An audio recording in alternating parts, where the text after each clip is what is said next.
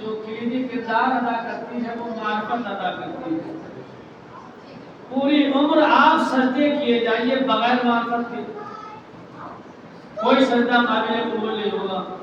کسی نے میرے مولا نے ارشاد فرمایا کہ اس دنیا میں دو طرح کے عابد پائے جاتے ہیں، دو طرح کے عابد پائے جاتے ہیں. ایک تو وہ کہ جو بزدلانہ عبادت کرتے ہیں، ایک تو وہ کہ جو بزدلانہ عبادت کرتے ہیں، ایک وہ کہ جو تاجرانہ عبادت کرتے ہیں، ہے نا؟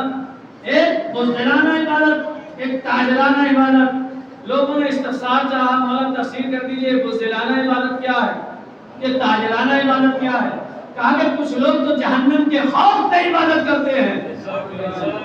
آیات نہیں پایا جاتا نماز کیوں پڑھ لو تاکہ جہنم سے بچ سکے، روزہ کس لیے رکھا جا رہا ہے جہنم سے بچ سکے، یہ زکات کیوں ادا کی جا رہی تاکہ جہنم میں نہ جانا پڑے، یہ حج کیوں کر رہے ہو تاکہ جہنم میں نہ جانا پڑے. تو یہ ساری باتیں ہیں نہیں باتیں ہیں. تو کچھ لوگ تو جہنم کے خوف سے عبادت کرتے ہیں. اچھا وہ تاجرانہ عبادت کون سی ہے؟ کہا کچھ لوگ جنت کی لالچ میں عبادت کرتے ہیں کہ ہم نے سجدہ اس لیے کیا تاکہ جنت میں جائیں، ہم نے روزہ اس لیے رکھا تاکہ جنت میں جائیں، ہم نے خمس اس لیے دیا تاکہ جنت میں جائیں. یہ ساری باتیں ہیں. اب کسی نے میرے مولا سے پوچھا، مولا آپ کس لیے عبادت کرتے ہیں؟ میری جانیں قربان ہو جائیں. میرے مولا کے اس جواب پر بھئی ایک بزدلانہ عبادت ہے اور ایک تاجرانہ عبادت ہے. کسی نے سوال کیا آپ سجدہ کس لیے کرتے ہیں؟ میرے مولا نے ارشاد فرمایا کہ میں بزدلانہ عبادت کرتا ہوں. میں اس طرح سے جملہ نہیں دوں گا، نہ میں بزدلانہ عبادت کرتا ہوں نہ میں تاجرانہ عبادت کرتا ہوں. میں نے پروردگار کو لائق سجدہ سمجھا.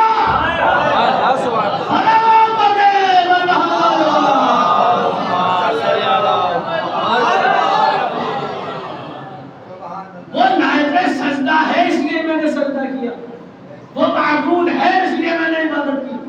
اچھا ہم یہ سوچیں کہ ہم ہیں تو وہ معبود ہے، ہم یہ سوچیں کہ ہم سجدہ کریں تو وہ مسجود ہے، ہم یہ سوچیں کہ خلقت ہے تو وہ خالق ہے. ایسا نہیں ہے. جب کوئی نہ تھا تب بھی اس کے سجدے ادا ہو رہے تھے، جب کوئی نہ تھا تب بھی اس کی عبادت ہو رہی تھی، جب کوئی نہ تھا تب بھی وہ خالق تھا. لہذا معرفت بہت ضروری ہے.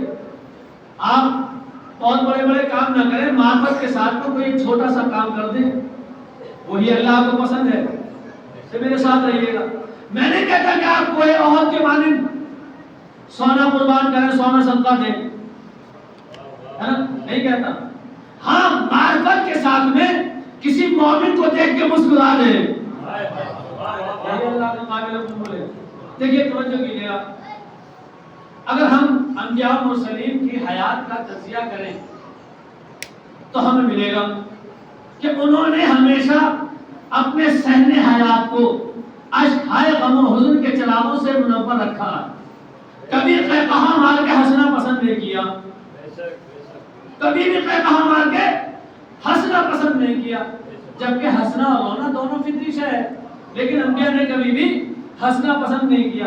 ہاں جناب سلیمان کے لیے ملتا ہے تبسم کا لفظ، فتبسم سلیمان، سلیمان مسکرائے تھے، فتبسم ضاحکا، مسکرائے تھے. آخر وجہ کیا تھی، کیوں مسکرائے تھے؟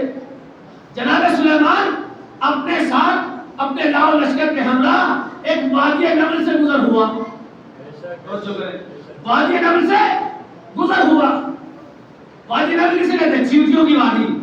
وہاں چیونٹیوں کا لشکر رہتا تھا. سب چیونٹیاں اپنے اپنے بلوں سے باہر تھی کہ نبی کا لشکر آ رہا ہے، زیارت کے لیے باہر نکل آئیے. ارے چیونٹیوں کے سردار نے ایک بلندی پہ جا کر اپنے قوم والوں سے اعلان کیا کہ خبردار سب کے سب اپنے اپنے بلوں میں چلے جاؤ، سب کے سب اپنے بلوں میں چلے جاؤ. مجھے خدشہ ہے کہیں تمہیں پامال نہ کر دیا جائے. اللہ اکبر. مجھے خدشہ ہے، مجھے ڈر ہے کہیں تمہیں پامال نہ کر دیا جائے. جناب سلیمان چونکہ حشرات الارض کی لغات سے واقف تھے، لہذا اپنے وزیر سے کہا کہ جاؤ اس سردار کو اٹھا لاؤ. وزیر گیا، سردار کو اٹھا کے لایا. اب کہاں رکھا؟ جناب سلیمان کے ہاتھ پر لا کر رکھ دیا. جناب سلیمان نے اس سردار کو دیکھا، اس کی مثال کو دیکھا اور اس کے جملے کو سوچا. اس کے جملے کو سوچا. کہا گیا سردار تمہیں یہ کیا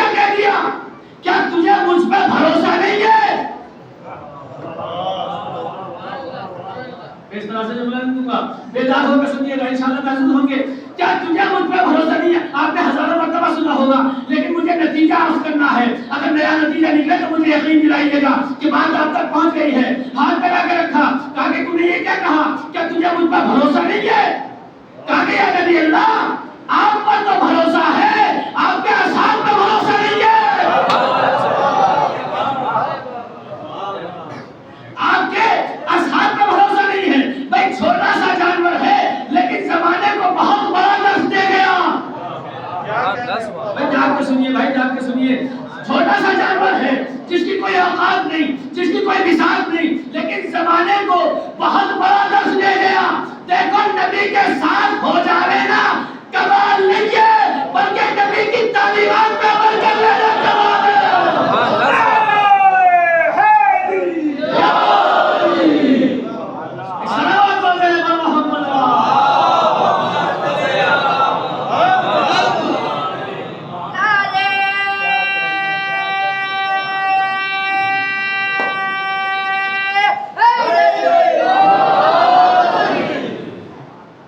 نبی کے ساتھ ہو جانا کمال نہیں ہے, نبی کی تعلیمات کو اپنا لینا یہ کمال ہے.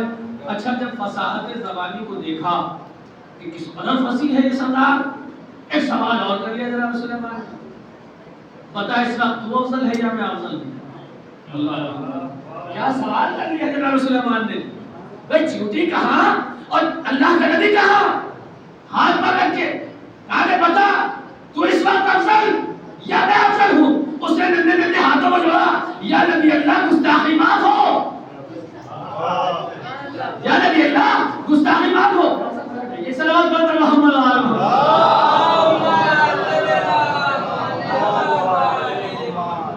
یا نبی اللہ گستاخی معاف ہو, اس وقت تو میں ہی افضل نظر آتا ہوں. کہہ دیا تمام اصحاب کی آنکھیں پھٹی کی پھٹی رہ گئی. جناب سلیمان نے پوچھا بتا کس طرح سے افضل ہے, بتا کس طرح سے افضل ہے. اگر بات آپ تک پہنچ جائے تو مجھے یقین دلائیے گا اس وقت تو میں ہی افضل. کہا کہ بتا کیسے افضل ہے؟ کہا کہ یا نبی اللہ آپ گھوڑے پہ سوار ہیں, میں نبی کے ہاتھ پہ سوار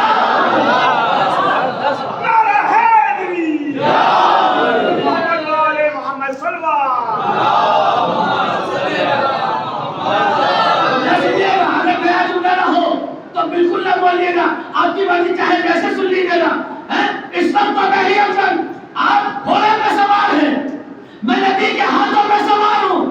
میں ایک چھوٹا سا چیوٹا نبی کے ہاتھ پہ آ کے اپنے اوپر فخر اوپر ہاتھ کرے, آج میری تقدیر بن گئی, آج میرا مقدس کھل گیا, آج میں سب سے افضل ہو گیا. اب مجھے نہیں معلوم وہ انسان کتنا بلند تھا جو خانہ کعبہ میں دوش نبوت میں کھڑا تھا.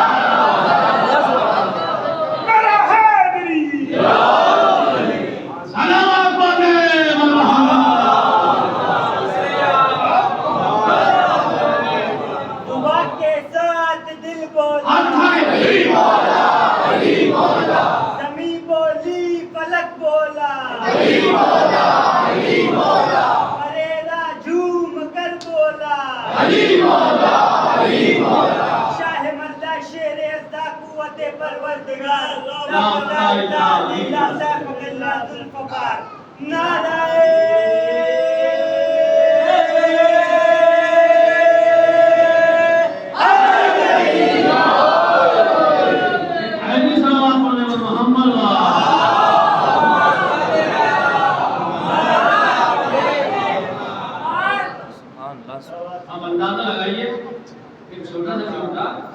نبی کے ہاتھ کے اوپر آ کے اپنا فخر کرے گا. آج میرا مقدس معراج کا آ گیا. تو اندازہ لگائیے وہ انسان کتنا بلند ہوگا جو خانہ کعبہ میں دوش نبوت پہ قدم جمائے ہوئے تھا. مولائے کائنات دوش نبوت پہ قدم جمائے ہوئے کھڑے تھے. تو دو سوال ہوئے خانہ کعبہ کے اندر. ایک سوال تو رسول اسلام نے کیا مولائے کائنات سے, اور ایک سوال مولائے کائنات نے رسول اسلام سے کیا. تو اس کے جواب کو سنیے اور انشاءاللہ محض ہوں. جب قدم جمع ہوئے کھڑے تھے, رسول اسلام نے پوچھا مولائے کائنات سے, اے علی کیسا محسوس کر رہے ہو؟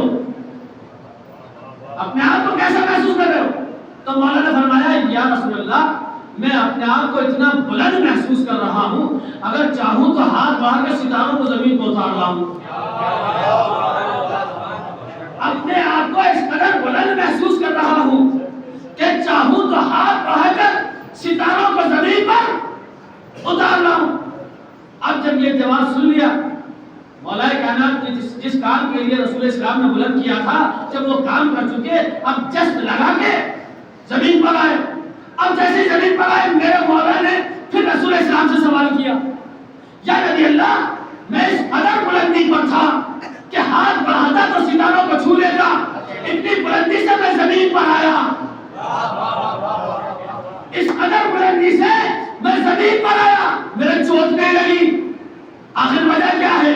اب جواب سنیے رسول اسلام کا، جواب سنیے اور محسوس ہو جائیے، میں اتنی بلندی سے زمین پر آیا، میرے کوئی چوٹ نہیں لگی۔ اب رسول اسلام نے جواب دیا، یا علی، تمہیں اتارنے والا جبریل امین تھا، بلند کرنے والا رحمت للعالمین تھا۔ اللہ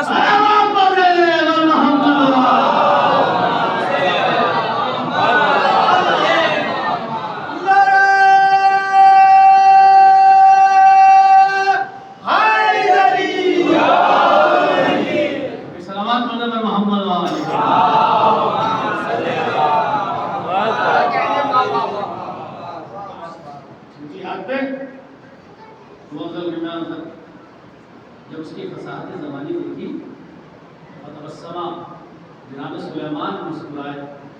یہ مسکرانا اللہ کو اس قدر اچھا لگا کہ قرآن کا جز بنا دیا، کیوں؟ اس لیے کہ معرفت پروردگار سے لبریز تھا، یہ لکھی تھی مسکراہٹ۔ لہذا رونا اور ہنسنا بہت چھوٹے سے کھیل ہے، اگر معرفت پروردگار کے ساتھ تو یہ بہت بڑی عبادت ہے، لیکن اللہ نے زیادہ ہنسنے کو منع کیا ہے، رونے کو کہا، فَلْيَضْحَكُوا قَلِيلًا وَيَبْكُوا كَثِيرًا، کم ہنسو، رو زیادہ۔ اب اس آیت سے نتیجہ نکلتا ہے کہ پروردگار عالم اس صلوات پر محمد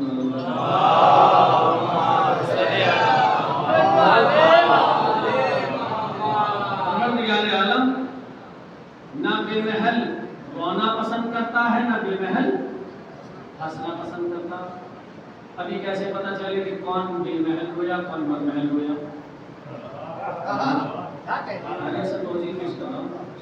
کون بے محل رویا، کون بر محل رویا؟ اگر یہ دیکھنا ہے تو جائیے قرآن میں دیکھیے، میں قرآن کی آیت پیش کرنے کا عادی ہوں، روایت بیان نہیں کرتا۔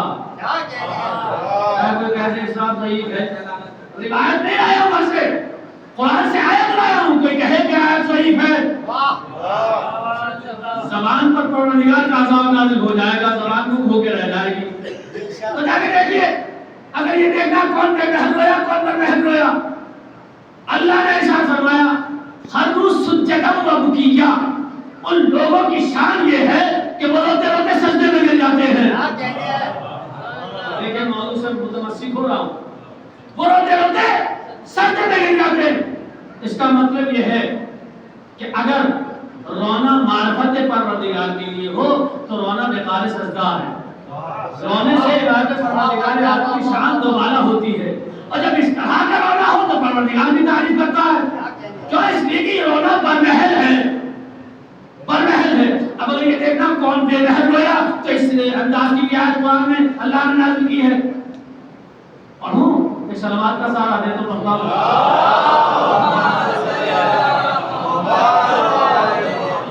کون بے محل رویا؟ اللہ نے ارشاد فرمایا، لا تحزن ان اللہ معنا، دیکھ بھائی گریہ نہ کر، اللہ ہمارے ساتھ ہے۔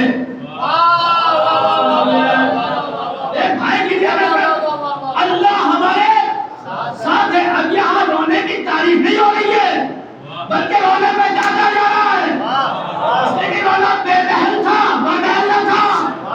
بھائی یہ الہی جا رہی ہے، رسول بھی بتا رہے ہیں، اللہ نے ایک مرتبہ ڈانٹ کے کہا چپ ہو جا، اس لیے کہ تیرے رونے سے زیادہ میرے نبی کی جان قیمتی ہے۔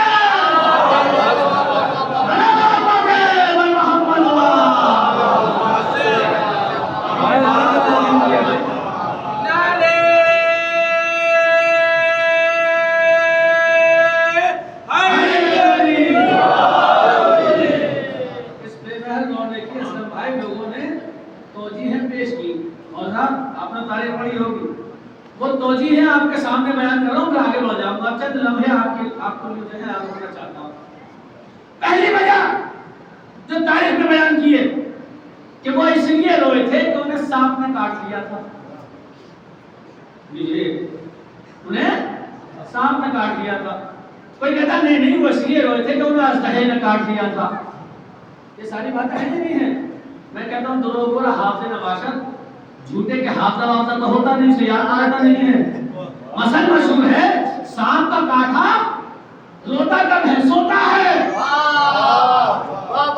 سانپ کا کاٹا روتا نہیں ہے، سوتا ہے۔ جب یہ وجہ رد کر دی گئی تو کہنے لگے نہیں وہ اس لیے روئے تھے کہ انہیں اژدہے نے کاٹ لیا تھا۔ میں کہتا ہوں اگر اژدہا کاٹتا کب ہے؟ نگل جاتا ہے۔ جب وہ کبھی کاٹتے دیکھا اژدہا تو نگل جاتا ہے۔ اگر اژدہا اس غار میں ہوتا تو ان کا نام تاریخ سے اسی دن چل گیا ہوتا۔ نہیں، اژدہے نے کاٹ لیا تھا، اژدہا کاٹتا کہاں؟ اژدہا تو نگل جاتا۔ جب دونوں توجیہ رد ہو گئی تو کہنے لگے نہیں وہ اس لیے روئے تھے، انہیں یہ تصور ہو گیا تھا کہیں کافر و مشرکین آ کے ہمارے نبی کو شہید نہ کر دیں۔ دیکھیے ایک بات واضح ہو گئی، نہیں ہو گئی؟ میں دل لگائیے گا، ایک بات واضح ہو گئی۔ کیا کہا کہ انہیں یہ تصور ہو گیا تھا، یہ خیال ہو گیا تھا کہیں کافر و مشرکین آ کے ہمارے نبی کو شہید نہ کر دیں۔ میں نے کہا اپنی بات پر کہیے گا، ایک بات تو صاف ہو گئی، صحابی قبل شہادت تصور شہادت پر رویا۔ صحابی قبل شہادت تصور شہادت پر رویا۔ جب قبل شہادت تصور شہادت پر رونا صحابیت ہے تو بعد شہادت حسین پر رونا بدعت کیسے ہو گیا؟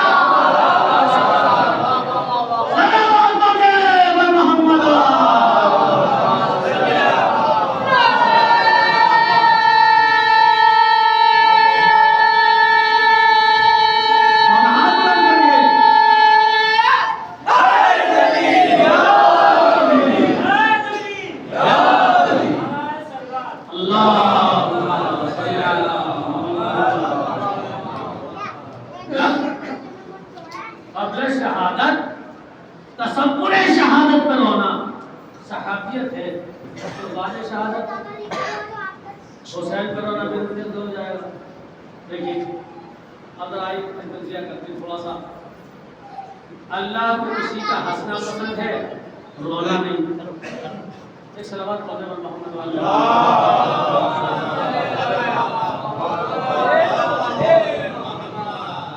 اللہ کو کسی کا رونا پسند ہے، ہنسنا نہیں۔ دل لگائیے گا، کسی کا ہنسنا پسند ہے، رونا نہیں۔ کسی کا رونا بھی پسند ہے اور ہنسنا بھی پسند ہے۔ میں نے تاریخ میں ایسے ایسے منحوس افراد دیکھے کہ جن کا نہ رونا پسند کیا نہ ہنسنا پسند کیا۔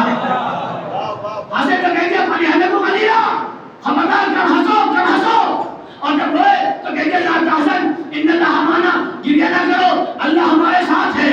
بھائی رسول بتا رہے ہیں، سمجھا رہے ہیں، وہی الہی بھی آ رہی ہے، بھائی یہ رونے کا مقام نہیں ہے، یہ رونے کا مقام نہیں ہے۔ اگر تیری آواز کو کافر و مشرکین سن لیں گے تو نبی تو قتل کر دیے جائیں گے، یہ رونے کا مقام نہیں ہے۔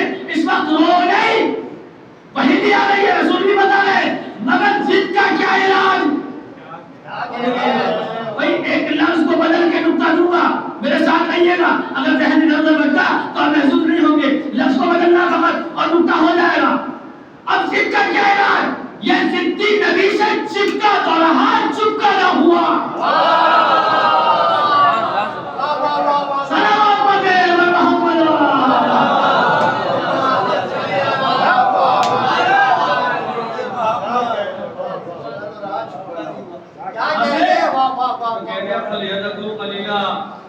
روئے تو کہہ دیا لا تحزن ان اللہ معنا، خبردار گریہ نہ کر اللہ ہمارے ساتھ ہے۔ پھر رسول کی زندگی میں رسول کے پہلو میں بیٹھا ہوا بے چین و بے قرار، بے چین و بے قرار ہے نا۔ اور مجھے انصاف سے بتائیے، جب رسول کی زندگی میں رسول کے پہلو میں سکون نہیں ہے، چین نہیں ہے، تو رسول کے اس دنیا سے جانے کے بعد دائیں بائیں پڑے رہنے سے فائدہ کیا ہے؟ صلوات محمد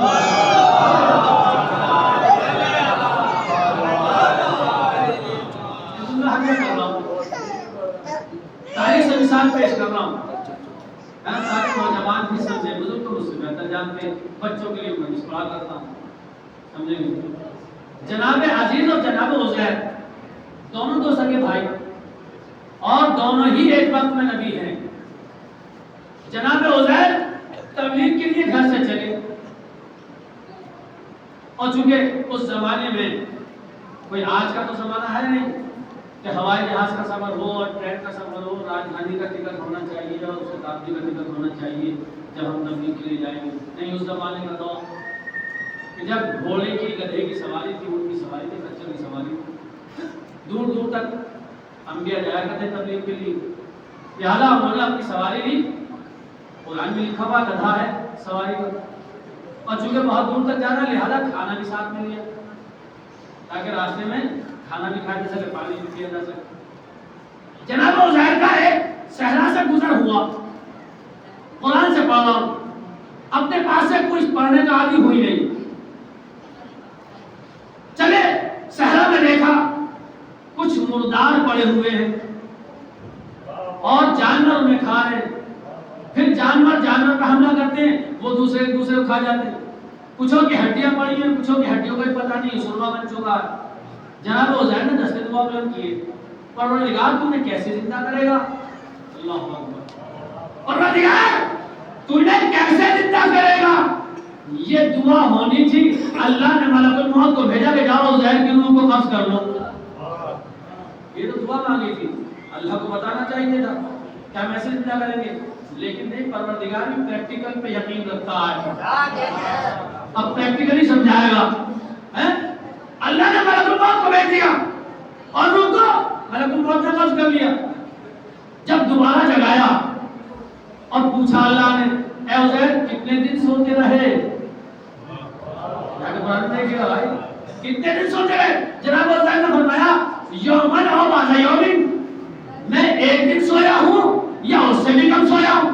اللہ نے کہا نہیں، ایک دن یا اس سے کم نہیں، بلکہ تم پورے 100 سال تک یہیں پڑے رہے تھے،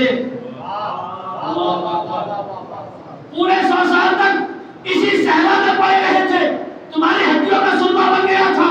فانظر الی حمارک، اپنے گدھے کی طرف دیکھو، جملہ تو میں نے دے دیا، آپ متوجہ نہ ہوئے تو اس میں میری خطا نہیں ہے۔ فانظر الی حمارک وانظر الی طعامک، اپنے گدھے کی طرف دیکھو، اپنے کھانے کی طرف دیکھو۔ اب جو گدھے کی طرف دیکھا تو وہ بھی چاقو چوبند کھڑا تھا، ہے نا، کھانے کی طرف دیکھا لم یتسنہ، وہ سوا نہیں تھا۔ اب جب عزیر کو موت آئی تھی تو گدھا بھی تو نہیں پا رہا تھا، جب ایک نبی کو موت آئی تو گدھے کو بھی موت آئی، گدھا بھی اس صحرا میں پڑ رہا، ایک نبی بھی اسی صحرا میں پڑ رہا، لیکن جب اللہ نے زندہ کیا تو گدھا گدھا رہا، نبی نبی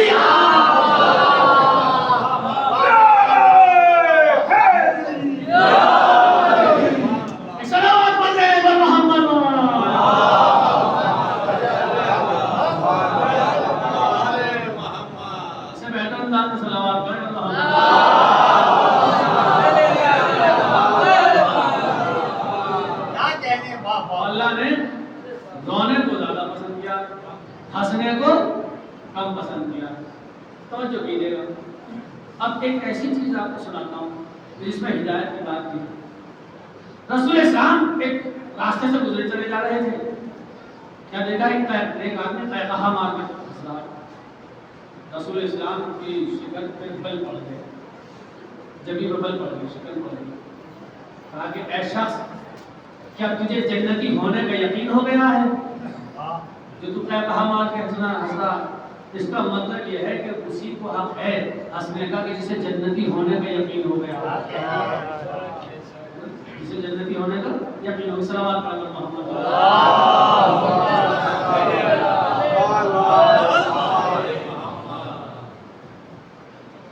کسی نے سوال کیا رسول اسلام سے، رسول اللہ آپ بچوں سے بہت زیادہ محبت فرماتے ہیں، آخر وجہ کیا ہے؟ رسول اسلام نے فرمایا کہ بچوں میں کچھ عادتیں ایسی ہوتی ہیں کہ جو بزرگوں میں نہیں پائی جاتی، اس وجہ سے میں ان سے محبت کرتا ہوں۔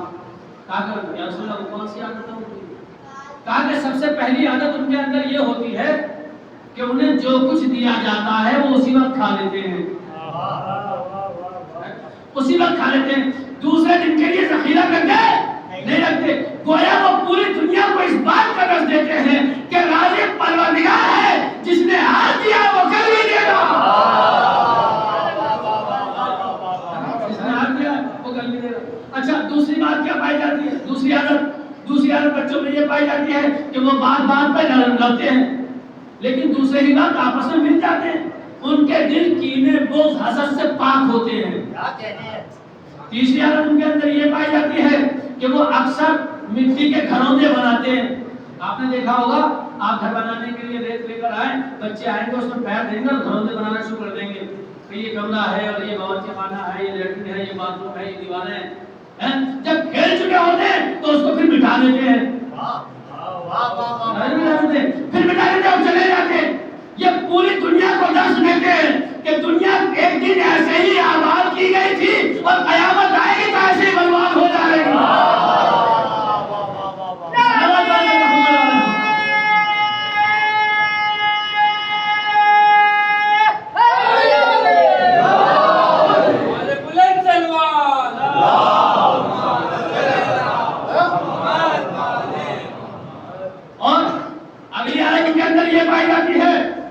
کہ وہ روتے روتے زمین پہ بیٹھ جاتے ہیں، ہاتھ پہ بیٹھ جاتے ہیں۔ اور مجھے خاکساری بہت پسند ہے، مجھے خاکساری بہت پسند ہے، مجھے ان کا رونا بہت پسند ہے۔ آپ سمجھے، رسول اسلام بچوں سے اس لیے محبت فرماتے ہیں کہ وہ گریا کرتے ہیں، وہ روتے ہیں۔ اب قافیے سے قافیے کو ملائیے، رونا ہے تو محبت ہے، رونا نہیں ہے تو وجہ لعنت ہے۔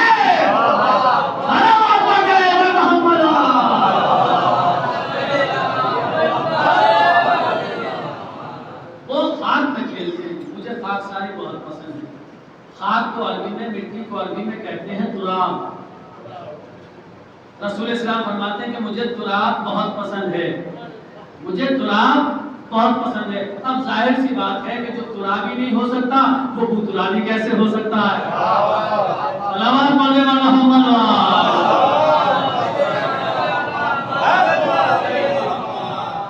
اچھا یہ بچے روتے کیوں ہیں زیادہ؟ آپ نے دیکھا بچے کی کیا زیادہ کرتے ہیں؟ آپ میں مثال دے رہا ہوں، آپ بچے کو لے گئے بازار، بچے کو کھلونا پسند آ گیا، آپ نے کھلونا دلا دیا، میں گیا اور میں نے اس سے کھلونا چھین لیا۔ تو مجھے انصاف سے بتائیے، بچہ پوری کوشش کرے گا نہیں کرے گا کھلونا حاصل کرنے کی؟ پوری کوشش کرے گا میرے ہاتھ سے کھلونا حاصل کرنے کی۔ اگر حاصل کر لے گا تو مسکرائے گا، اگر حاصل نہ کر سکے گا تو زمین پہ بیٹھے گا اور گریا کرنے لگے گا، گریا کرنے لگے گا۔ اصل میں گریا کیوں کر رہا ہے؟ اس لیے کہ اسے کھلونے سے محبت ہو گئی تھی۔ میں نے جملہ تو دے دیا، اسے کھلونے سے محبت ہو گئی تھی۔ ہنسا کس لیے؟ حاصل ہوا، اسے کھلونے سے محبت ہو گئی تھی، حاصل ہو گیا کہ مسکرانے لگا، اور اسے حاصل نہ ہوا، محبت ہو گئی تو گریا کرنے لگا۔ بھئی ہمیں 3 شعبان کو ہمیں حسین سے محبت ہے، 3 شعبان کو حسین ہمیں مل گئے، ہم نے محفل کر لی، 10 محرم کو دنیا والوں نے چھین لیا، ہم نے ماتم کر لیا۔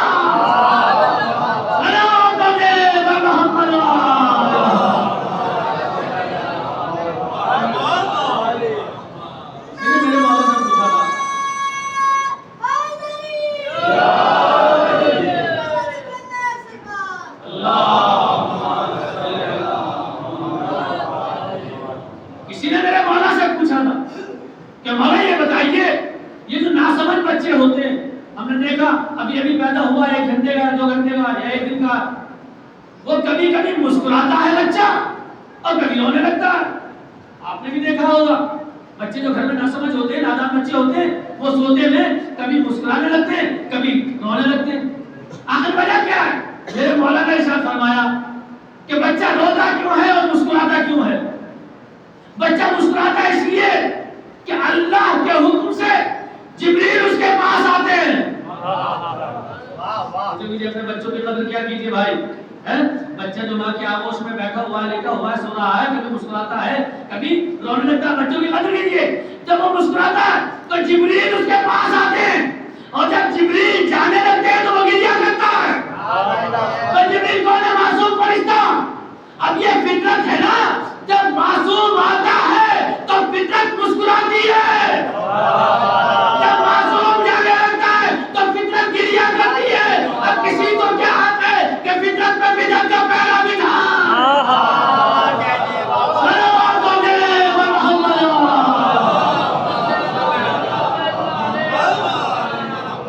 اس سے بہتر انداز میں صلوات پڑھتے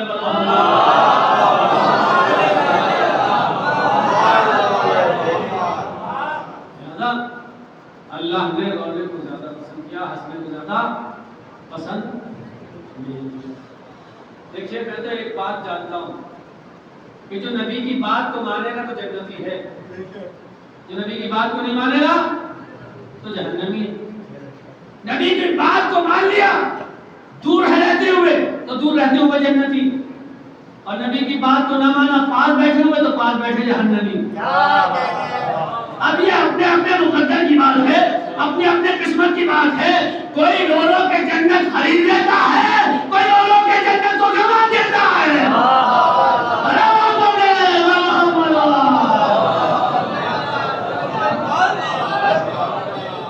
رو رو کے جنت کو گنوا دیتا ہے. لہذا رونا آئے تو اس پہ رو کہ جس کے رونے والے موجود سے رونے نہ دیا. اللہ امام حسین نے خود فرمایا انا قتیل الحمدہ، میں کشتے گریا ہوں، مجھے گناہ گناہ کے مارا گیا. شاید سے پوچھئے حسین کہاں کہاں ہوئے؟ عباس کے لاشیں پر ہوئے، علی اکبر کے جنازے پر ہوئے، علی اصغر کے گلے کو دیکھ کے گریا کیا. اللہ اکبر. آخر وہ سب کے لیے میں آئے، میں نے کل جہاں سے مسائل کچھ ہوا وہیں سے مسائل پڑھنا چاہتا ہوں. آخر وہ سب کے لیے آئے ہیں، فرمایا یا زینب علیکم نبی السلام، اے زینب و بھیا خوش ہوں میں اما فضا اور میرا آپ کو سلام ہے. تمام بیویاں خیمے سے باہر نکل رہی ہیں. امام حسین فرماتے دیکھو میں ایک بیوی سے جدا نہیں ہو سکتا، وہ سب نہیں ہو سکتا، اتنا وقت نہیں ہے. بیویوں نے دائرہ بنایا، حسین اس دائرے سے ایسے نکلے جیسے بھرے گھر سے جنازہ نکلا. آخر میں اپنے بیٹے کے خیمے میں گئے کہ جہاں سید سجاد غشی کی آیت میں تھے. ایک مرتبہ زینب کبریٰ نے سید سجاد کا شادت بھی لگا، اے میرے لال دیکھتے نہیں وہ کون آیا ہے. جناب سید سجاد نمس سے آ کے بولی پھوپھی اماں یہ میرے سامنے کون کھڑا ہے؟ جناب زینب کبریٰ نے سر و سینہ پیٹا، میرے لال میرے بھیا پہ یہ وقت آ گیا کہ تم نے پہچاننے سے انکار کر دیا. کہا کہ بابا ہے. ہاں ہاں تمہارے بابا ہے. ایک مرتبہ سید سجاد نے سوال کیا بابا چچا عباس کہاں گئے؟ کہا کہ بابا بھیا علی اکبر کہاں ہے؟ کہا کہ قتل کر دیے گئے. امام حسین نے جیسے ہی دیکھا کہ زین العابدین سوال کر رہے ہیں اور شہادت کے لیے دیر ہو رہی ہے، ایک مرتبہ سوال ختم کرنے کے لیے میرے مولا نے فرمایا اے میرے لال سید سجاد اب ماتوں میں یا تو تم باقی بچے ہو یا میں باقی بچا ہوں. اتنا سننا تھا سید سجاد نے پھوپھی اماں سے کہا اے پھوپھی اماں میرا عصا لا دیجئے، میری تلوار لا دیجئے. امام حسین نے فرمایا میرے لال ارے تلوار کا کیا کرو گے، عصے کا کیا کرو گے؟ کہا کہ بابا آپ ہی نے تو کہا ارے تم باقی ہو یا میں باقی ہوں، ارے ان ظالموں کو بتا دوں گا. ارے میرا بابا تنہا نہیں ہے، ابھی سید سجاد. حضرت اللہ آپ کو کوئی غم کرنے سوائے اگر سید سودا کے. امام حسین نے سید سجاد کو اپنے سینے سے لگایا. اے میرے لال آج تم سے جہاد ثابت ہے، تمہارا جہاد کل سے شروع ہوگا. تمہارے ہاتھوں میں ہتھکڑیاں، پیروں میں بیڑیاں، گلے میں ہاتھوں میں نیا جائے گا. اللہ اکبر. 11 محرم کی صبح دارمدار ہوئی. ہاں ناقے لائے جانے لگے. جناب زینب کبریٰ نے دیکھا کہ ناقے آپس میں کچھ بات کر رہے ہیں. جناب زینب کبریٰ نے امام سجاد سے پوچھا میرے لال تم تو وقت کے امام ہو، تم تو ان کی زبان سے بخوبی واقف ہو، بتاؤ یہ ناقے آپس میں کیا کر رہے ہیں؟ تصور شرط ہے، آپ غصہ دے لیجیے جناب شہزادی پالن کو، گھٹ کے گریا نہ کیا کرو، اس لیے کہ شہزادی کو بڑی آرزو تھی میرے حسین کا کون ماتم کرے گا۔ اے میرے لال، یہ آپس میں کیا بات کر رہے ہیں؟ کالا خوبی اللہ، یہ ناقے آپس میں بات کر رہے ہیں۔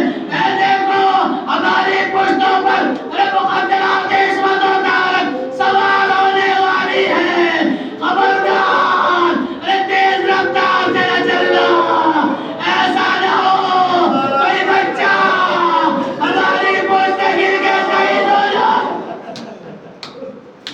اگر شہید ہو گیا ہم جنت میں نبی کو کیا چہرہ دکھائیں گے؟ اتنا سننا تھا زینب نے مدینے کا رخ کیا۔ اے نانا،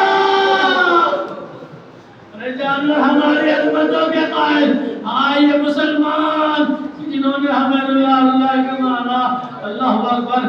ہاں ظالم چاہتے ہیں کہ سیدانیوں کو سوار کرایا جائے، جناب زینب کبریٰ آگے بڑھی، دیکھ ہم مخدرات عصمت و طہارت ہیں، ہمیں ہاتھ میں لگانا، ہم ایک دوسرے کو سوار کرا لیں گے۔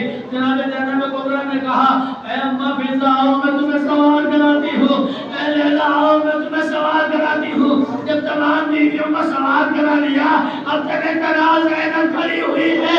زینب کو وہ وقت یاد آیا جب مدینے سے چلی تھی، بلکہ عباس نے سوار کرایا تھا، نہر کا رخ کیا۔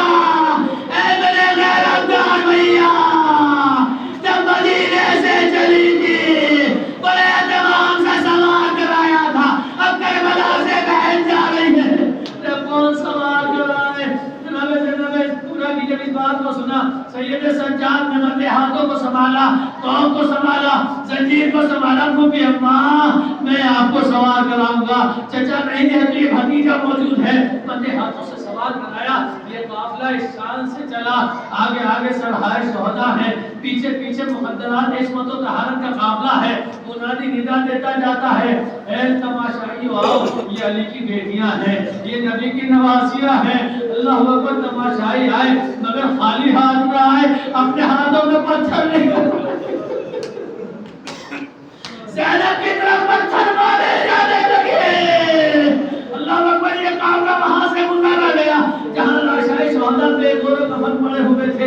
ایک مرتبہ سید سجاد نے دیکھا ظالموں نے اپنے پشتہائے جس کو تو دفن کر دیا، مگر ہائے حسین کا جنازہ اسی طرح سے جلتی ہوئی زمین پہ پڑا ہوا ہے، چہرے کا رنگ متغیر ہوا۔ قریب تھا کہ روح قفس سے دوری سے پرواز کرتا ہے۔ زینب نے جب یہ بگڑا ہوا ماحول دیکھا، اپنے آپ کو ناکے سے گرا لیا۔ اے میرے لال، ارے تمہارا کیا حال ہو رہا ہے؟ ارے کیا تم بھی ہمیں آگر غربت میں چھوڑ کے چلے جاؤ گے؟ سید سجاد نے کہا اے پھوپھی اماں، آپ نے نہیں دیکھا ارے جس کا جوان لال سید سجاد موجود ہو، اس کے باپ کا جنازہ بے گور و کفن اسی طرح سے پڑا۔ یا رب الذین آمنوا یا مخلصین انا بجن مزارہ و تسلیمہ بایا براسل بول فرما پروردگار مومن ممنات اس کی بات میں شریک ہو کہ تمام جائے تعالیٰ کو اور یا